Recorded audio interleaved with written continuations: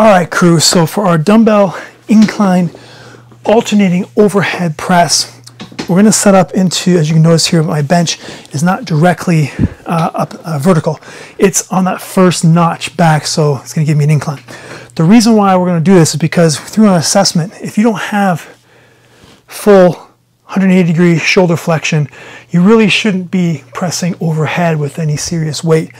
So while we work on stacking a better, creating a better stack or proximal relationship between your rib cage and pelvis, we can still train. One of the ways we can do so is getting you onto an incline, so you're still pressing against gravity with your arms, but your torso is leaning back a little bit, okay? So from the side view, I just wanted to show you that the bench is on a slight incline. I'm just gonna flip it around here because the actual shoulder press itself has a nuance.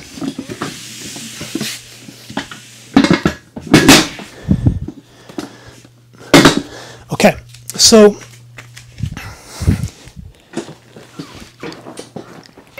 all right, so first things first, if you have access to this kind of attachment, I like it to bring the knees up a little bit.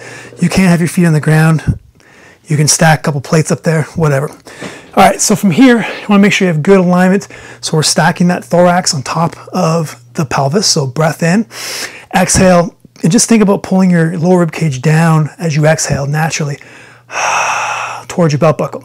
And then a slight posterior pelvic tilt to bring the belt buckle up towards your lower rib cage. Everything's just a small movement just to kind of get a good stack there, rib cage and pelvis relationship. From here, dumbbells are off the chest. Breath in, I'm gonna press up with my right arm. I'm gonna crunch down my left side and kind of shoot my lower right rib cage out to the right. Like so, it's subtle. Hopefully you can see it. I'm gonna come down and I'm gonna squeeze or crunch down on my right side and shoot my left lower rib cage out as I press up with my left arm. Okay, down, crunch on the left side, shoot out with the right. The key with this is, as you're going side to side, is to keep your head still, stacked nicely on top of the mid part of your chest. Don't let your head flail back and forth, okay? So I'm gonna do a couple reps simultaneously or consecutively.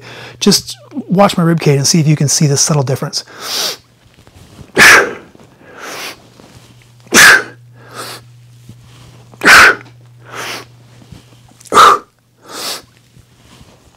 Okay, it's subtle, and even if you don't get it, that's totally fine. You can just start out with a normal alternating overhead press, keeping your torso stationary, and as you get better at it, you can start to incorporate some of that movement. Guys, that is your dumbbell incline alternating overhead press.